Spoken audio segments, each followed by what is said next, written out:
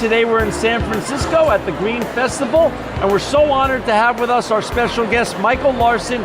He's the founder and CEO of Tula's CocoKefir. Hi, John. Welcome to Green is Good.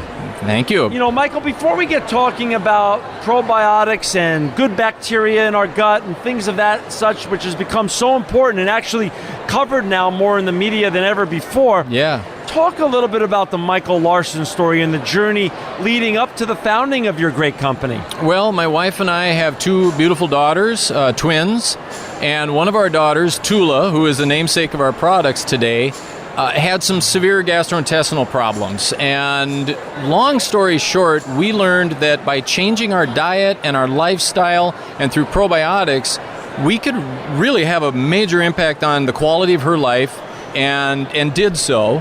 And that was the impetus for starting the company. And of course, along the way, we all changed the way that we live, and we all saw improvements in our health. So that's so great. And how old is the company now? The company is 5 years old.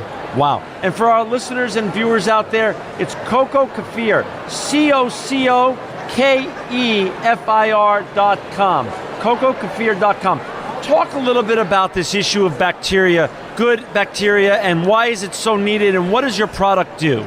Well, each of us has about 2.5 pounds of trillions of bacteria that we harbor in our guts. Wow. We carry them around with us every day. They are not a part of us. They are a separate living ecosystem within us that turns out, and science is pouring out evidence, that it is having great sway over our health. And so if we can nurture a healthy inner ecosystem, we can improve our health and we can live a happier, more productive lifestyle. Got it. So did you invent this product, or is this something that you found and someone else already had invented? The brainchild of coconut kefir is credited to Donna Gates, who is the founder of Body Ecology. And we were on that diet as a family because our doctor had recommended that for our daughter. But when I made it that traditional way, the flavor was very, I'll call it adult-like. Right. And bitter, sour. They are fermented foods.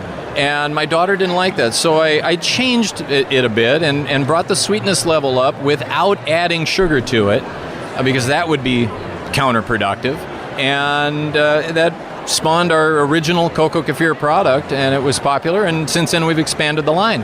So just some sort of a remedial lesson for our viewers and listeners. What's bad for their ecosystem and bacteria ecosystem, and what are the good things they could do for it besides having your wonderful products? In simple terms, what is bad for our inner ecosystem is the standard American diet. That is a lot of sugars and a lot of what I'll call high glycemic carbohydrates, which are starchy. It's wheat, it's flour, it's potato starches, it's rice flours, and all of these things are metabolized in the body as glucose, which is another form of sugar. And to illustrate that, if you eat a slice of white bread, your blood sugar will spike and your endocrine system will be challenged in the same way that it would be if you had a can of Coca-Cola. Wow. So what are the top three? We love on this show to give solutions for our listeners and viewers. What are the top three things people should avoid doing, and what are the top three things people should proactively do every day to improve their bacterial ecosystem inside themselves? One, just think about the responsibility we have for this ecosystem. If we take care of a pet, or we take care of a fish tank or something like that, we already know how to manage an ecosystem. Right. Yeah. We have this thing in us, and we need to just be aware of it, and then avoid those sugars. Strict concentration on not overdoing the sugar, because they will feed pathogenic yeasts in that ecosystem that have negative consequences to our health. Wow. And then those high glycemic carbohydrates, just treat them like sugars, because it's the same result. Then the other thing would be other aspects of modern living, like antibiotics. I'm not anti-antibiotic. Right. I don't want. If you need one, right, they are life-saving drugs. But we all know that they've been overprescribed, and patients have asked for them maybe when they didn't need them. And they've become a problem. We're starting to get antibiotic-resistant strains of bacteria that... And let's pause there, because that's a great point, Michael.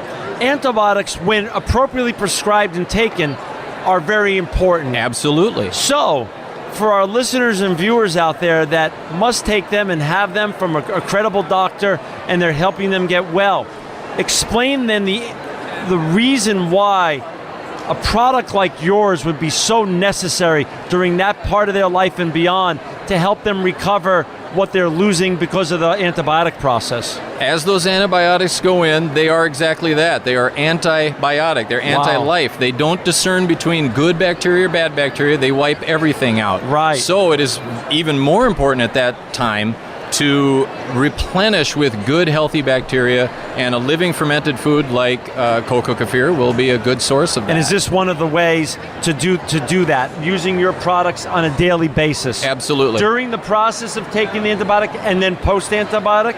Correct. They've done some studies where they put subjects through an antibiotic round, a standard 10-day round, and then measured bacteria in their guts, and they find that weeks later, even months later, there are species of bacteria that are depleted or wiped out entirely that do not come back. And yet, this is at a time when we're trying to figure out what they do for us, and they're important. We know that. Antibiotics aside, for just regular nice folks like you and me, with children and wives, how do we then maintain a good flora inside of our system and an ecosystem by using your great products? How much of it do we need every day to help us? Not a lot. There's billions of probiotics in a small quarter-cup serving of our products or another kind of fermented food, and I don't pretend that these are the only fermented foods that people have available to them. Frankly, I encourage people to make them themselves. Fresh is best, but if they don't want to, these products are available. A quarter cup is going to deliver 15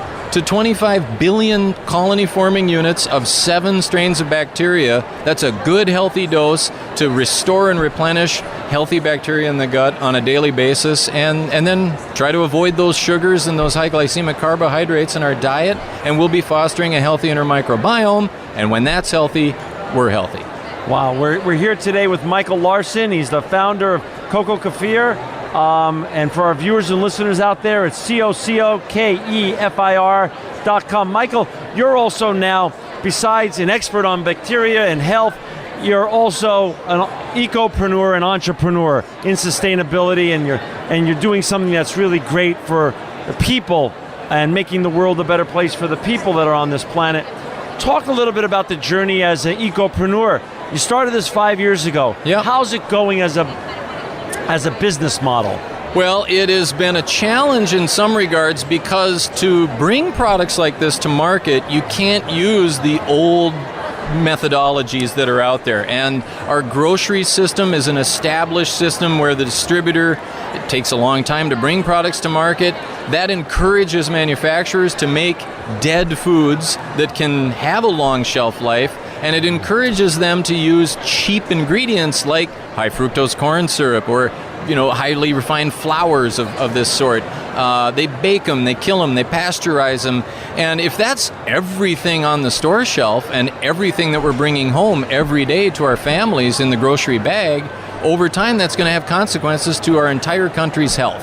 And so we're trying to build a new model where we're getting these products to market fast and alive into the customer's hands and into their bodies when they're viable, and do it quickly. And that means direct distributorship, and that means retailers who are willing to work with small family businesses like ours. And thankfully, there are a lot of co-ops out there and a lot of independently owned health food stores that understand this and are making things available to people that the big chains are not going to ever make available. And these are these all your products, or just some of them here that are in front of us right now? This is all of them now. There are new products in the works that are fermented foods again, but a little different departure. Are these found nationally? Can our listeners find and buy these nationally? You can find them anywhere in the United States and now in Canada on our website. We'll ship direct to your door. Otherwise, we are on store shelves in 26 states, wow, including California, New York, and a lot in the Midwest and Florida. Wonderful. So 26 states and also on your website. Absolutely, What's the future hold for your company? It's been growing every year. There's a lot of people that are understanding that this inner microbiome, this little ecosystem we carry around, is just as important as the big macro ecosystem that we're trying to take care of. We're not alone on this planet, and we need to take care of these things if we're going to be healthy.